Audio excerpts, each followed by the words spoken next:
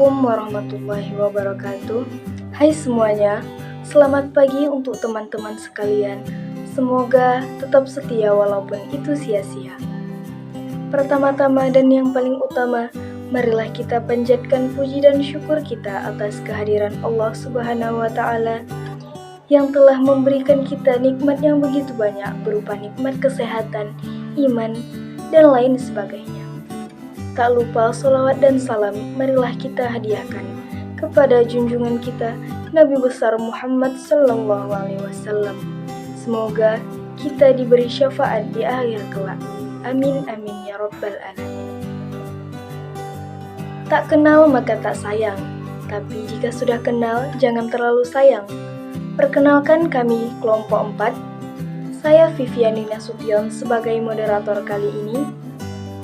Dan 4 teman saya yang akan saya sebutkan pada saat ini, yaitu Siti Mariamah, Miftahul Jannah 2, Hidayatun Aidil Adha, dan yang terakhir adalah Zaskia Malika.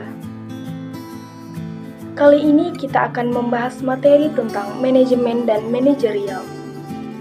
Akan tetapi pertama-tama saya akan menjelaskan rumusan masalah, yaitu yang pertama, yaitu pengertian dari manajemen dan manajerial. Yang kedua, yaitu peran manajerial manajer. Yang ketiga, keterampilan manajer. Dan yang terakhir adalah tingkatan manajer. Masing-masing rumusan masalah tersebut akan dijelaskan oleh teman. Saya dari kelompok 4, terutama saya akan membacakan latar belakang.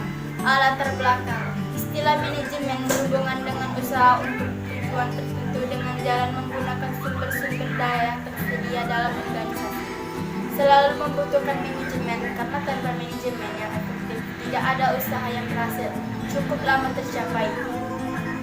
Tujuan organisasi baik tujuan ekonomi, sosial maupun politik tergantung pada kemampuan para manajemen dalam organisasi yang bersangkutan. Manajemen akan memberi efektivitas pada usaha manusia. Semuanya, saya Hidayatun Aidil Adha sebagai pemakalah. Saya akan melanjutkan latar belakang yang sebelumnya dibahas oleh teman saya Zaskia. Ilmu manajemen lahir pada sekitar abad ke-18. Tetapi jika dilihat dari bukti fisik, ilmu manajemen sudah ada sejak zaman dahulu kala. Ini dapat dilihat dari bangunan fisik yang merupakan wujud dan munculnya ilmu manajemen. Misalnya piramida di Mesir, bangunan Ka'bah di Mekah, tembok Cina, dan lain sebagainya. Peninggalan fisik tersebut adanya aktivitas yang teratur dan bertahap di masa lalu, yang saat ini dinamakan manajemen. Sebelum abad ke-20, terjadinya 2 peristiwa penting dalam ilmu manajemen. Peristiwa pertama terjadi pada tahun 1776 ketika Adam Smith menerbitkan sebuah doktrin ekonomi klasik yang berjudul The War of Nations. Dalam bukunya itu, ia mengemukakan keunggulan ekonomis yang akan diperoleh organisasi pembagian kerja atau division of labor, yaitu perincian pekerjaan ke dalam tugas-tugas yang spesifik dan berulang. Peristiwa kedua yang mempengaruhi ilmu manajemen adalah revolusi industri di Inggris.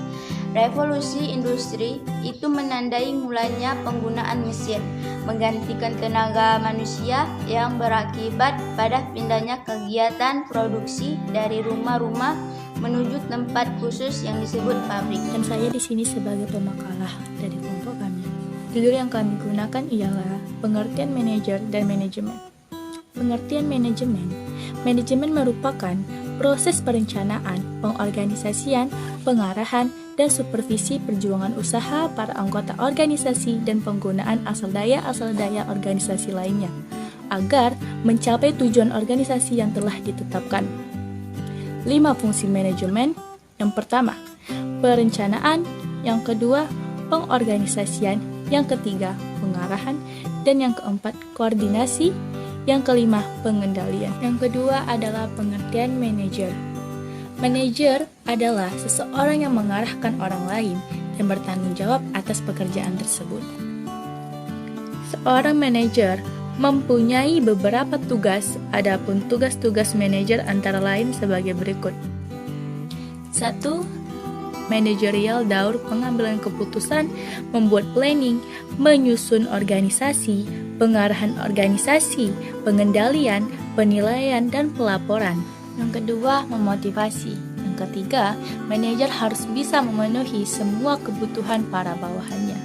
Keempat, manajer wajib dapat menciptakan kondisi yang membantu bawahannya menerima keputusan dalam bekerja. Kelima, manajer harus berusaha supaya bawahannya memikul tanggung jawabnya. Perkenalkan, nama saya Siti Mulyana. Saya ingin menunjukkan presentasi dari teman saya, yaitu keterampilan manajerial. Pengertian keterampilan manajerial. Keterampilan manajerial juga dapat disebut dengan percakapan manajerial, yaitu suatu keterampilan atau karakteristik personal yang membantu tercapainya kinerja yang tinggi dalam tugas manajernya. Adapun menurut Siagin, keterampilan manajerial adalah keahlian menggerakkan orang lain untuk bekerja dengan baik. Keterampilan manajerial adalah kecakapan dalam melaksanakan dan menyelesaikan tugas-tugas manajernya, yaitu merencanakan, mengatur, memimpin, dan mengendalikan pelaksanaan organisasi untuk mencapai sasaran tertentu. 2. Tingkatan manajer. Tingkatan ini dibagi menjadi 3, yaitu manajemen puncak, menengah, dan lini pertama. Manajer perlu ada tingkatan agar ada tanggung jawab ke manajer yang ada di atasnya. Pengertian manajemen puncak tingkatan yang pertama dan menduduki level paling atas adalah manajemen puncak atau top manajemen. Sekarang kita lanjut ke pembahasan selanjutnya, yaitu tujuan. Tujuan kami dalam membuat maupun menyampaikan makalah tentang manajemen maupun manajerial adalah mengetahui fungsi manajer sebagai orang yang menjalankan kegiatan manajemen.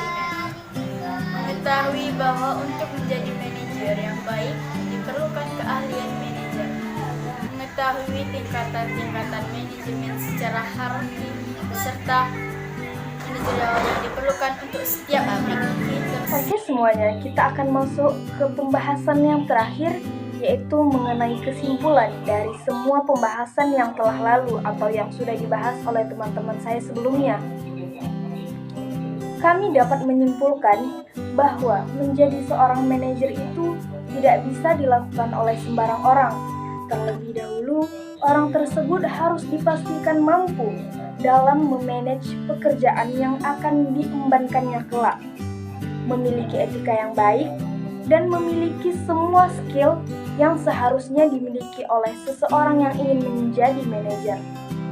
Manajemen pun memiliki cakupan yang luas, yang mana dengan ditemukannya hal ini oleh para ahli dapat mempermudah orang-orang dalam mengatur suatu pekerjaan, baik bersifat individual maupun bersifat kelompok, sehingga pekerjaan dapat berjalan sesuai dengan yang diharapkan dan lebih efisien lagi. Oke, itu tadi sedikit kesimpulan yang dapat kami simpulkan dari semua pembahasan yang lalu. Cukup sekian presentasi dari kami. Karena presentasi terlalu lama itu tidak baik, seperti hubungan kamu dan dia yang tidak ada status. Oke?